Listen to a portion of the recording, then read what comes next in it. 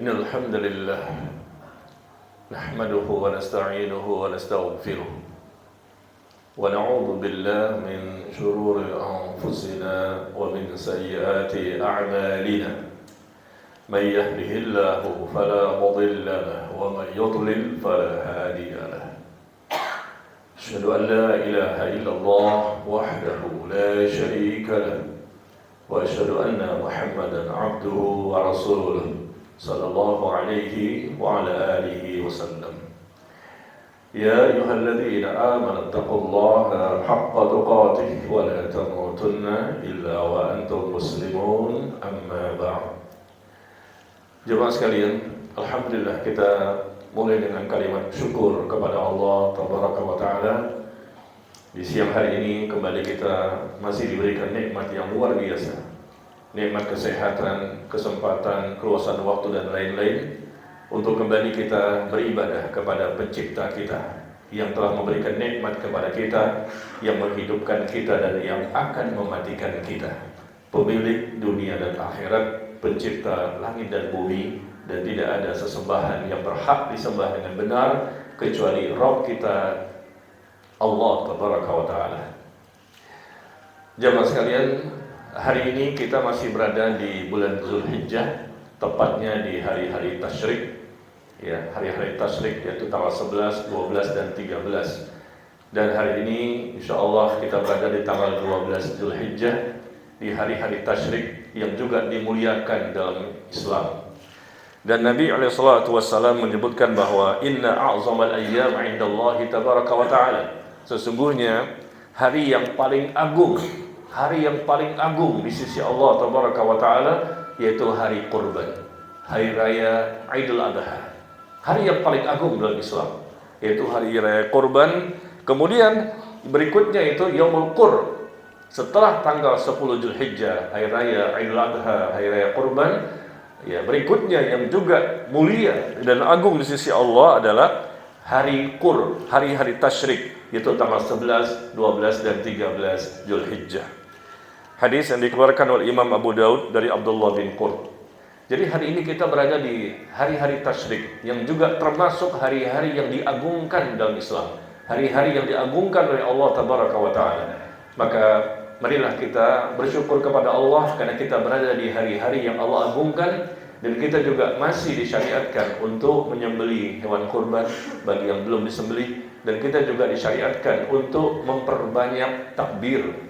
Allahu Akbar, Allahu Akbar, la ilaha illallah, wallahu akbar, Allahu Akbar walillahil hamd.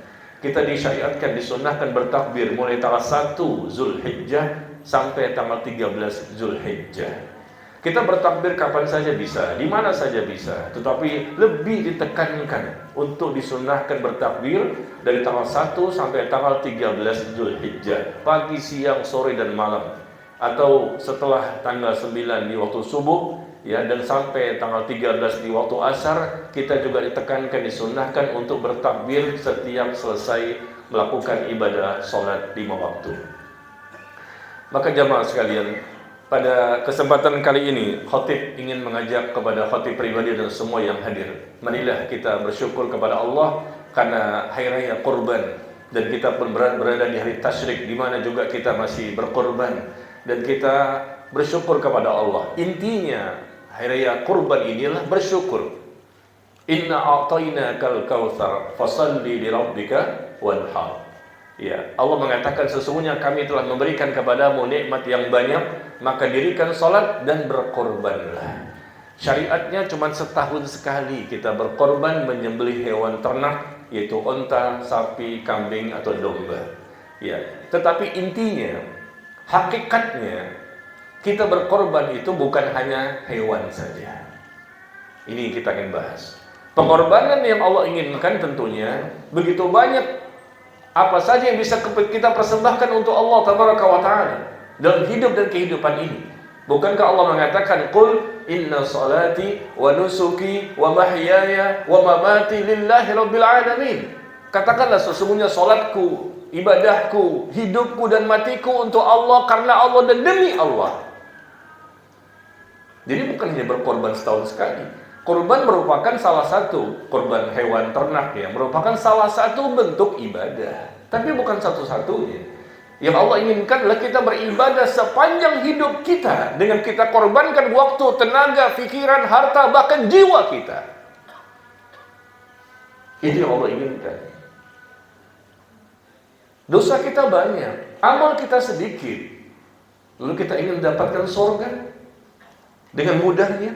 Tidak bisa, jemaah sekalian. Harusnya kita banyak pengorbanan, perjuangan dan jihad, kesungguh-sungguhan untuk bisa mendapatkan surga. Dan kita beribadah kepada Allah sampai datang kematian. Wa'bud rabbaka hatta ya'tiyakal yaqin. Sembahlah Rabbmu sampai datang kematian kepadamu. Dan Allah ciptakan kita dalam rangka untuk beribadah. Wa ma khalaqtul jinna wal insa illa liya'budun. Tidak aku ciptakan jin dan manusia kecuali untuk beribadah kepada aku, kata Allah. Berarti sepanjang hidup kita sampai mati, kita ini beribadah dan beribadah. Di mana ketika beribadah itu dibutuhkan pengorbanan.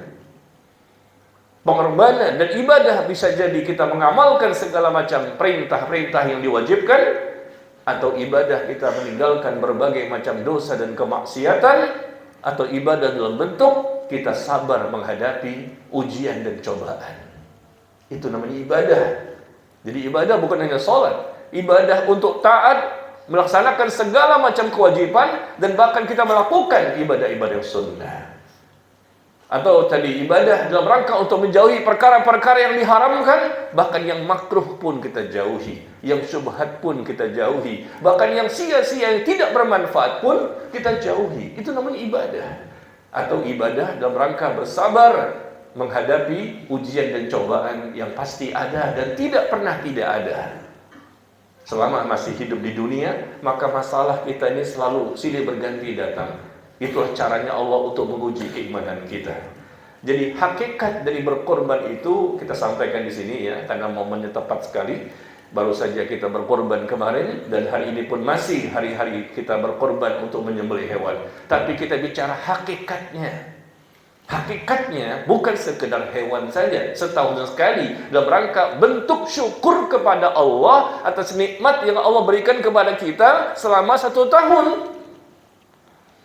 Tapi hakikatnya kita bersyukur kepada Allah pagi, siang, sore, malam, setiap desahan nafas, setiap tarikan nafas, kita bersyukur dan bersyukur kepada Allah dengan memperbanyak ibadah apapun yang memang disyariatkan. Makanya Allah mengatakan tadi kan, katakanlah sesungguhnya salatku untuk Allah, ibadahku apa saja untuk Allah, hidupku untuk Allah, matiku pun untuk Allah. Karena memang kita diciptakan untuk Allah. Maksudnya Allah tidak butuh kepada kita ya. Allah maha kaya, Allah maha terpuji. Tidak ada kita pun Allah memang maha sempurna. Tapi Allah memerintahkan kita untuk beribadah kepadanya. Allah inginkan hamba-hamba yang Allah ciptakan, semua manusia, semua jin, semua malaikat untuk beribadah kepadanya. Meskipun Allah nggak butuh dengan mereka, tetap Allah maha segala-galanya. Allah tidak butuh kepada makhluk, makhluk yang butuh kepada Allah. Maka ketika Allah menciptakan begitu banyak makhluk, Allah inginkan mereka beribadah hanya kepada Allah semata, dan tidak boleh beribadah kepada selain Allah. Maka jemaah sekalian, mari kita korbankan waktu kita, tenaga kita, pikiran kita, harta, bahkan jiwa. Capek, letih, lelah kita selama di dunia, itulah bentuk pengorbanan kita. Anda bekerja di sini, itu bentuk pengorbanan. Mencari nafkah, capek, letih, lelah, datang macet-macetan, hujan-hujanan, panas-panasan, pulang juga seperti itu, jauh. Pergi gelap, pulang gelap, itu pengorbanan. Itu hakikat pengorbanan. Yang penting niatkan semuanya karena Allah, dalam rangka mencari nafkah dari nafkah yang halal. Itu bentuk pengorbanan. Jangan hanya menganggap bahwa berkorban itu hanya menyembelih hewan. Kalau menyembelih hewan baru sedikit sekali begitu, sedikit pengorbanan yang kita persembahkan kepada Allah. Cuman setahun sekali. Padahal Allah inginkan kita berkorban senantiasa setiap waktu kita. Apalagi kita ingin mendapatkan surga. Surga itu tidak bisa diraih tanpa ada pengorbanan, perjuangan dan jihad. Rasul sallallahu alaihi wasallam mengatakan, "Man khafa adlaja, wa man adlaja balaghal manzilah. Ala inna silatallahi ghaliyah, ala inna silatallahi al-jannah." Ya. Nabi SAW bersabda, barang siapa yang takut kepada Allah, maka dia pasti bersungguh-sungguh. Bukti seorang hamba itu takut kepada Allah, pasti dia bersungguh-sungguh. Bersungguh-sungguh dalam hidup dan kehidupannya, dengan begitu banyak perjuangan dan pengorbanannya. Dan barang siapa yang bersungguh-sungguh, maka dia akan sampai ke tujuan. Tujuan akhirnya yaitu surga. Ketahuilah, kata Rasulullah, ala inna sil'atallahi ghaliyah. Ketahuilah, barang dagangan Allah itu mahal, yang hendaknya kita beli. Dan barang dagangan Allah itu mahal, dan barang dagangan Allah itu adalah surga. Allah menyuruh kita untuk membeli surga dengan perjuangan, dengan keletihan, dengan capek letih selama di dunia. Beli surga itu dengan harta, dengan jiwa kita, dengan apapun. Itulah pengorbanan. Makanya Allah sebutkan di surah dalam Al-Quran, ya, innallaha ishtara minal mu'minin anfusahum wa amwalahum bi anna lahumul jannah. Sesungguhnya Allah membeli.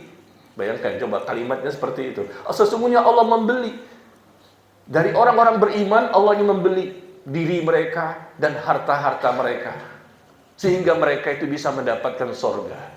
Allah ingin membeli dari mereka orang beriman yang mau berjuang, berkorban dengan harta mereka, dengan waktu, tenaga, pikiran, atau jiwa mereka, bi anna lahumul jannah, agar mereka nanti bisa mendapatkan surga. Jadi jual beli.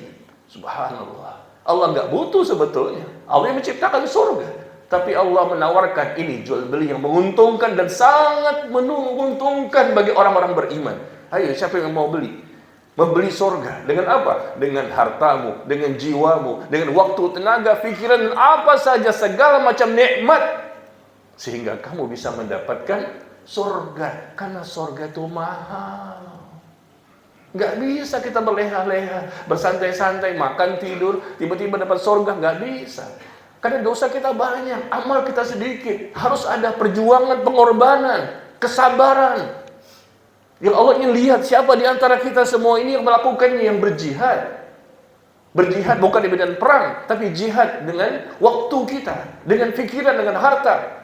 Mungkin jiwa juga bisa kalau kita berada di medan perang. Dan itu mudah bagi orang-orang beriman.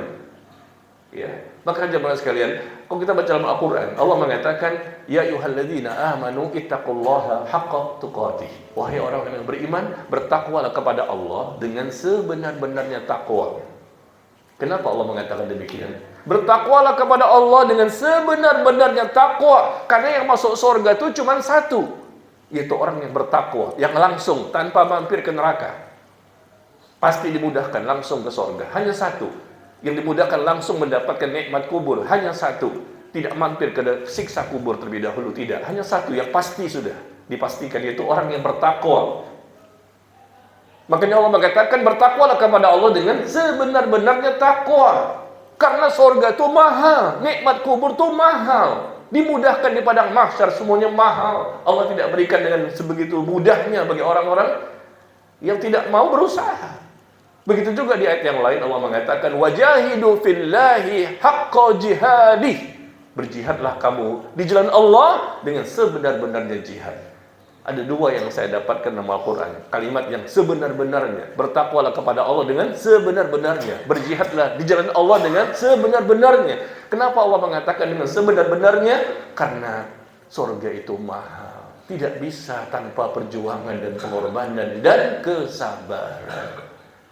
Inilah yang kita upayakan jemaah sekalian. Saya dan Anda semua, kita hamba Allah, kita berusaha untuk melakukan pengorbanan yang maksimal, yang Allah nantinya akan meridhoi kita, merahmati kita, mengampuni kita, dan memberkahi hidup kita. Karena Allah lihat memang dia ada pengorbanan. Termasuk siang ini kan, datang ke sini untuk mendengarkan khutbah, siang ini datang ke sini untuk sholat Jumat. Ini pengorbanan. Kita tinggalkan pekerjaan kita, waktu istirahat kita dan lain-lain. Ini pengorbanan. Duduk di sini mendengarkan meskipun mungkin ngantuk atau mungkin yang lain, tapi ini pengorbanan. Dan Allah melihat siapa yang betul-betul ikhlas dalam pengorbanannya dan sesuai dengan sunnah Nabi SAW. Inilah yang Allah ingin lihat, sejauh mana siapa di antara hamba-hamba ini yang betul-betul mereka itu mati-matian dan habis-habisan untuk mempersiapkan bekal sebelum datangnya kematian, sehingga mereka selamat nanti di akhirat. Itulah pengorbanan yang hakiki. Maka pertanyaannya, buktikan pengorbanan kita. Mana pengorbanan kita? Sejauh mana pengorbanan kita selama ini, selama hidup ini? Kalau kita masih sedikit pengorbanannya, maka dikhawatirkan matinya su'ul khatimah. Kalau sedikit pengorbanannya, dikhawatirkan mendapatkan siksa kubur. Kalau sedikit pengorbanan perjuangannya untuk bisa mendapatkan ridho Allah, rahmat Allah dan ampunan Allah, maka dikhawatirkan dia mendapatkan siksa neraka. Akan orang-orang yang selamat sampai ke akhirat nanti, dimudahkan sampai ke surga, cuma satu, orang bertakwa. Dan orang bertakwa itu pasti orang yang capek selama di dunia. Capek dia mempersiapkan bekal dengan pengorbanan yang begitu banyak. Bukan hanya uang. Kalau uang mungkin orang kaya bisa. Yang masuk surga itu bisa didapatkan oleh orang kaya maupun orang miskin. Yang sakit maupun sehat bisa mendapatkan surga. Syarat cuma satu, takwa. Bukan uang, bukan dunia, bukan harta. Takwa. Orang kaya bisa bertakwa, orang miskin bisa bertakwa. Dan untuk bisa mencapai ketakwaan ini tidak mudah. Harus ada pengorbanan, perjuangan, kesabaran dan jihad. Makanya Allah sebutkan di surah Al-Baqarah, "Wa minan nasi may yashri nafsahu ibtigha'a mardatillah wallahu ra'ufun bil ibad." Di antara manusia ini, kata Allah, di antara manusia, kata Allah dalam Al-Qur'an, ada orang-orang yang telah mengorbankan dirinya untuk mendapatkan ridhonya Allah, di surah Al-Baqarah. Di antara manusia ini ada orang yang telah mengorbankan dirinya, bukan lagi hewan ternak di hari raya Idul Adha. Dia korbankan dirinya untuk mendapatkan ridhonya Allah. Subhanallah. Yang disembelih bukan lagi hewan kurban, yang disembelih hawa nafsunya yang bertentangan dengan syariat. Yang disembelih cinta-cinta dunianya yang berlebihan, yang bisa menghalangi dia untuk mendapatkan cinta Allah dan surga. Hakikatnya kita dilatih, diajarkan, kita sedang belajar ibadah, menyembelih hewan. Kita korbankan sedikit sebetulnya harta kita. Bagi yang mampu juga sebetulnya latihan beribadah sebetulnya. Ujungnya apa? Bertakwa. Kita berpuasa Ramadan supaya outputnya bertakwa. Kita berkorban supaya outputnya bertakwa. Dan latihan berkorban kita menyembelih hewan atau minta disembelih sama orang lain. Kita melihat bagaimana proses penyembelihannya supaya nanti kita terlatih untuk menyembelih yang lain, menyembelih hawa nafsu yang bertentangan dengan syariat, menyembelih cinta dunia yang berlebihan yang sehingga kita lalai dan tidak mau mempersiapkan bekal sebelum datangnya kematian. Kita sembelih cinta-cinta semu. Kita boleh mencintai dunia ini, tapi cinta dunia berlebihan itu nggak boleh, karena bisa menjadikan kita keras hatinya, akhirnya lalai dengan akhirat. Sebetulnya itu hakikatnya.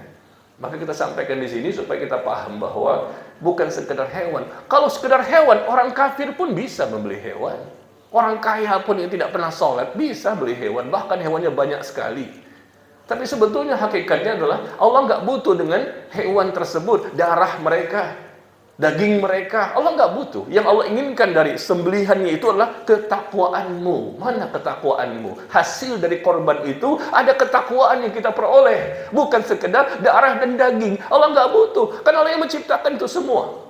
Tapi Allah inginkan siapa di antara mereka yang berkorban, lalu dengan berkorban itu dia menjadi orang yang lebih bertakwa.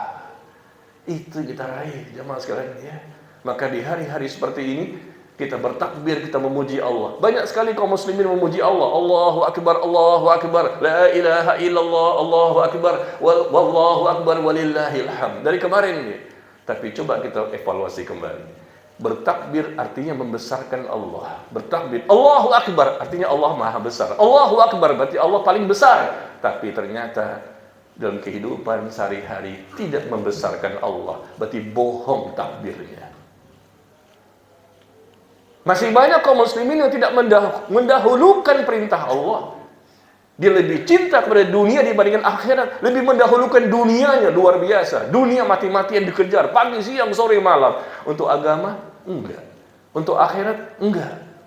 Untuk kewajiban-kewajiban dia yang harus dia lakukan dalam rangka beribadah kepada Allah, tidak. Kalaupun ada sedikit, itu pun sisa-sisa waktu, sisa-sisa tenaga, sisa-sisa harta.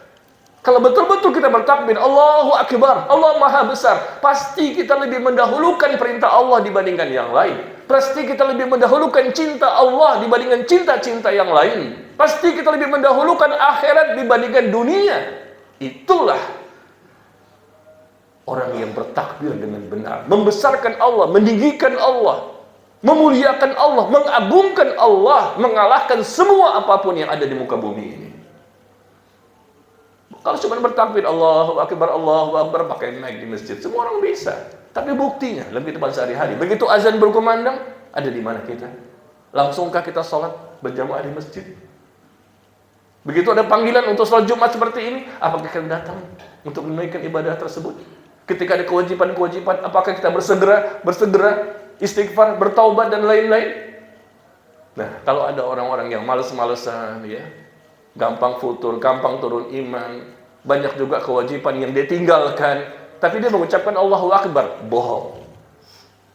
Sebetulnya hakikatnya bohong. Kenapa? Bukti orang itu mengatakan Allah paling besar, berarti dia akan lebih mendahulukan apa yang Allah ridhoi dibandingkan apa yang dia inginkan. Ini tauhid, akidah. Dia lebih cinta apa yang Allah cintai dibandingkan apa yang dia cintai. Man ahabba lillah wa abghada lillah wa a'ta lillah wa mana'a lillah faqad istaqbala iman. Barang siapa yang cintanya karena Allah, bencinya karena Allah, menerima karena Allah, menolak karena Allah, itulah bukti sempurnanya iman seorang hamba. Mudah-mudahan kita bisa seperti itu, ya. Aqulu qouli hadza wa astaghfirullah li wa lakum.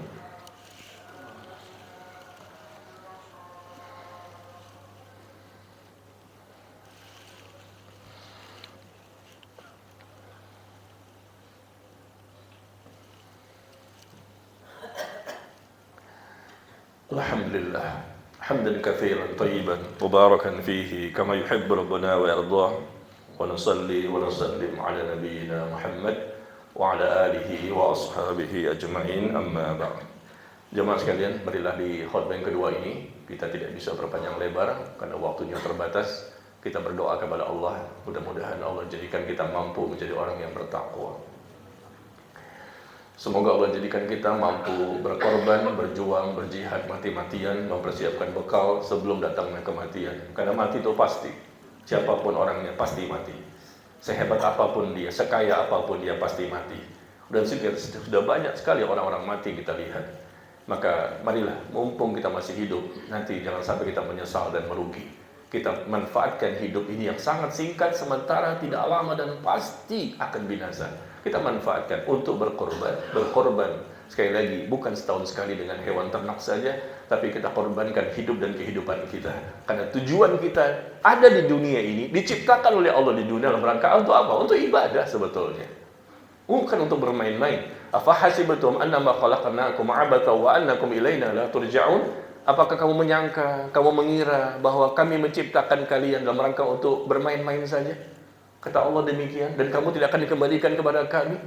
Apakah itu sangkaanmu? Sedangkan Allah akan meminta pertanggungjawaban atas segala apapun yang kita lakukan selama di dunia. Marilah kita berkorban, waktu kita, tenaga, pikiran, harta, bahkan jiwa kita, capek, letih, lelah, mati-matian dan habis-habisan. Enggak masalah kok. Memang dunia ini bukannya tempat untuk istirahat yang sebenar-benarnya. Istirahat kita nanti di surga. Istirahat total itu di surga. Dunia bukan tempat kita untuk istirahat yang sebenar-benarnya. Maka bisa dimaklumi, orang-orang yang mendapatkan surga itu orang yang paling capek selama di dunia. Capek dia beribadah, bertakwa kepada Allah, beribadah untuk meninggalkan perkara-perkara yang diharamkan oleh Allah, dan beribadah dalam rangka untuk sabar menghadapi ujian dan cobaan masalah yang begitu banyak. Ya, mudah-mudahan kita mampu melakukannya dengan maksimal sehingga kita bisa mendapatkan surga yang sangat mahal. Allahumma salli ala Muhammad wa ala ali Muhammad kama sallaita ala Ibrahim wa ala ali Ibrahim wa barik ala Muhammad wa ala ali Muhammad kama barakta ala Ibrahim wa ala ali Ibrahim innaka Hamidum Majid. Allahumma ighfir lil muslimin wal muslimat wal mu'minin wal mu'minat al ahya'i minhum wal amwat innaka sami'un qaribun mujibud da'awat ya qadiyal hajat. Allahumma ighfir lana wa liwalidina warhamhum kama rabbayana shighara اللهم أعنا على ذكرك وشكرك وحسن عبادتك. اللهم يا حي يا قيوم برحمتك نستغيث، أصلح لنا شأننا كله ولا تكلنا إلى أنفسنا طرفة عين. اللهم يا الله، اللهم أنت الله لا إله إلا أنت، أنت الغني ونحن الفقراء. أنزل علينا الهداية، أنزل علينا السلامة، أنزل علينا التوبة، أنزل علينا المغفرة برحمتك يا أرحم الراحمين. اللهم تقبل منا إنك أنت السميع العليم، وتب علينا إنك أنت التواب الرحيم. اللهم ربنا آتنا في الدنيا حسنة وفي الآخرة حسنة وقنا عذاب النار. وصلى الله على نبينا محمد والحمد لله رب العالمين. أقيموا الصلاة.